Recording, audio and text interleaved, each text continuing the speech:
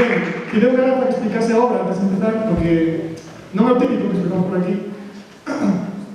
Máis alá, é unha obra que está basada no manifesto que escribe Manuel Antonio xunto con un intelectual coruñés, na que, resumindo moito, para non alargaste demasiado, viña a criticar un pouco esas ideas rancias que había na arte galega a principios do século XX. Manuel Antonio, como todos sabemos, é o noso granxeiro estrella, casi un deles, era un poeta moi innovador e que se un pouco reflexar ese tipo de atmósfera casi moi modernista nesta obra. Aviso que pode ser un pouco rara, pero bueno, pode estar bastante ben. Sin máis, moitísimas gracias por vir e está.